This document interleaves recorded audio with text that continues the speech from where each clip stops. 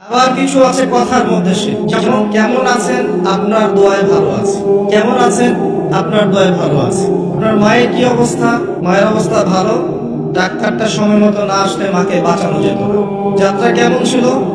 Journey খুব ভালো ছিল, ড্রাইভার অনেক ভালো ছিল, ড্রাইভারের দক্ষতায় অ্যাক্সিডেন্ট থেকে বেঁচে গেছে।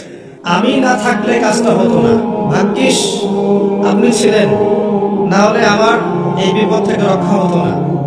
প্রচুর কথা বলতে গেলে সারাটা চলে যাবে, কথার মধ্যে বেশি শিখ হচ্ছে। এমনকি অনেক গানের লিরিক্স দেখবেন, তোমাকে ছাড়া বাঁচবো না, তুমি আমার জীবন, তুমি আমার মরণ, এ ধরনের কথা আছে না? আসমান জমিন চন্দ্র সূর্য সব তোমার, তোমার জন্য চাঁদ নিয়ে এসে দিব, চাঁদে বাড়ি বানাবো, কত কথা। এই শিরক এবং তাওহীদটাকে শেখেন, শেখার পরে আপনি উপন্যাস পড়বেন, কবিতা পড়বেন, গানের লিরিক্সগুলো পড়বেন, দেখবেন যে শিরক দিয়ে ভর্তি। এমনি এমনি আল্লাহ পাক বিষয়গুলোকে হারাম করেন, এখানে শিরক আছে, অনেক ক্ষেত্রে কুফরি কথা আছে, অনেক ক্ষেত্রে আবার ভক্তি প্রদর্শন করতে গিয়ে অতি ভক্তি হয়ে যাচ্ছে, আর হারাম ইনস্ট্রুমেন্ট তো আছেই, সব মিলিয়ে বিষয়টা হারাম। তার উপরে আবার এটা আপনার সময় কিল করবে এবং আপনাকে আল্লাহর জিকির থেকে সরিয়ে দেবে। যখন আপনি এগুলোর মধ্যে ডুবে যাবেন, ওই মোমেন্টে আপনি আল্লাহকে ডাকতে পারবেন না, ওই সময়টা ওরা খেয়ে ফেলবে। সব মিলিয়ে বিষয়টা হারাম। তো এরকম কথায় অনেক শিরক হয়। তো বেসিক কথা হচ্ছে 3 ভাবে শিরক হতে পারে: আপনার কথায়, আপনার কাজে এবং আপনার চিন্তায়। কথা, কাজ এবং চিন্তাকে বিশুদ্ধ করতে পারলে তাওহীদ প্রতিষ্ঠা হবে, এবং তাওহীদের উপর থাকলে পরেই উম্মার কল্যাণ আছে। আল্লাহ পাক আমাদেরকে তাওহীদে থাকার তৌফিক দান। যারা শিরক মুক্ত অবস্থায় কবরে চলে যাবে ইনশাআল্লাহ, তারা উত্তর দিতে পারবে যে রব্বি আল্লাহ, আমার রব হচ্ছেন আল্লাহ। যখন দ্বিতীয় প্রশ্ন করা হবে মা দীনুক, দুনিয়াতে যারা দ্বীন ইসলামকে ঠাট্টার ছলে গ্রহণ করেছে, হাসি তামাশা, ইসলামের কিছু অংশ ভালো লাগে গ্রহণ করেছে, কিছু অংশ ভালো লাগে না গ্রহণ করে নাই, যতটুকু করলে কোনো সমস্যা হয় না করে, যেটা করলে সমস্যা হয় করবে না, ইসলামকে পরিপূর্ণ জীবন ব্যবস্থা রূপে বিশ্বাসই করে না, মনে করে ইসলাম এই যুগে চলে না, ওই যুগে চলতো, ইসলাম সেকেলে ব্যাকডেটেড, এখন আমরা আধুনিকতার সময় আছি ইত্যাদি, ইসলামের সব বিধান এখন আসলে প্রযোজ্য নয়, এগুলো আগে চলতো এখন হয়তো চলে না।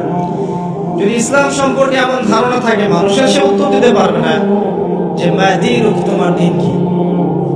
যারা পরিপূর্ণরূপে ইসলামকে গ্রহণ করেছে মননে, ইসলাম একমাত্র জীবন ব্যবস্থা যেটা আল্লাহর কাছে গ্রহণীয়, এবং এখানে প্রত্যেকটা বিষয়ের সমাধান আছে। হ্যাঁ, আমি হয়তো আমল করতে পারছি না বা বাস্তবায়ন করতে পারছি না, কিন্তু আছে ইসলামের মধ্যে, এই আকীদা ঠিক আছে।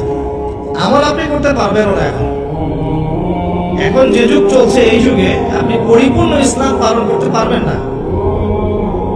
বড় গলায় বলে আসলে লাভ নেই, বড় গলায় বলে লাভ নাই যে আমরা সবাই পরিপূর্ণ মুসলিম।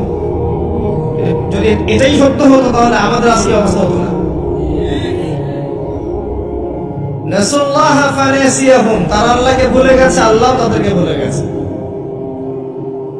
অনেক আয়াত আছে, আমি আস্তে আস্তে ওইদিকে যাব।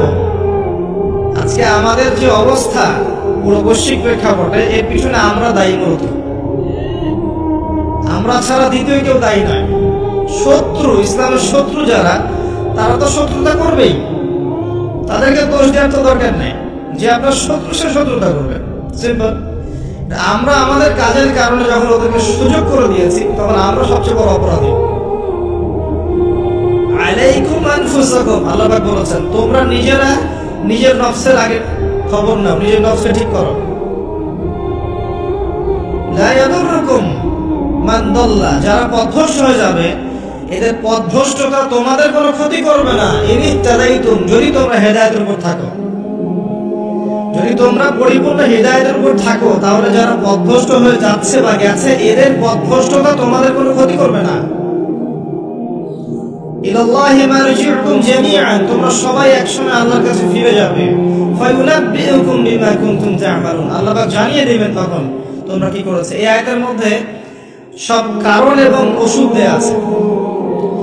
সিচুয়েশনের কারণ দেয়া আছে যে আমরা নিজেদের ফিকির করা বাদ দিয়েছি, সবসময় অন্যের ফিকির করি, অন্যের সংস্কার, অন্যের ইসলাহ, অন্যের দোষ ধরা, অন্যকে উন্নতি অগ্রগতি প্রগতি এগুলো চিন্তা করি, নিজের বারের খবর নাই। প্রথম কারণ আমাদের আত্মশুদ্ধি নাই। প্রথম মেজর কারণ আত্মশুদ্ধি নাই। আমি যে বলছি আমারও নাই। বড় গলায় কথা বলা সহজ, বাস্তবতা হচ্ছে আমরা প্রত্যেকেই অপরাধী। বক্তা, শ্রোতা, আলেম, জালেম যত মানুষ আছে আমাদের এখানে চারপাশে সবাই পারব, সবাই অপরাধী এবং প্রত্যেকেই যার যার দায়িত্ব অবহেলা করেছে। আলাইকুম আনফুসাকুম, তোমরা আগে নিজেদের নফস ঠিক করো। যারা পথভ্রষ্ট হয়ে গেছে ওদের পথভ্রষ্টতা তোমাদের কোনো ক্ষতি করবে না, আগে নিজে ঠিক হও। আমরা দেখবেন সবসময় মানুষের সংস্কারের চেষ্টা করি, মানুষের ভালো, মানুষের কল্যাণ, মানুষকে পথ দেখাতে চাই, নিজেই পথ পাই না। এটা বাস্তবতা। দেখবেন পৃথিবীতে মুসলিমদের যতগুলো কান্ট্রি আছে, যত সামরিক বাহিনী আছে, যত অস্ত্র আছে, যত সম্পদ আছে, যত জনগণ আছে, এটা পৃথিবীর অন্য কোনো জাতি নাই, কোনো জাতি নাই। না ইহুদিদের, না খ্রিস্টানদের, না মুশরিকদের, কারো নাই।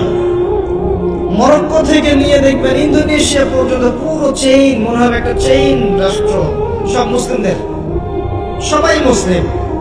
মাঝখানে একটা রাষ্ট্র ইসরায়েল, ওই একটা রাষ্ট্রই সবকে ধুয়ে রেখেছে, ছেড়ে দিয়েছে। এটা কি মেনে নেওয়া যায়? এই বাস্তব।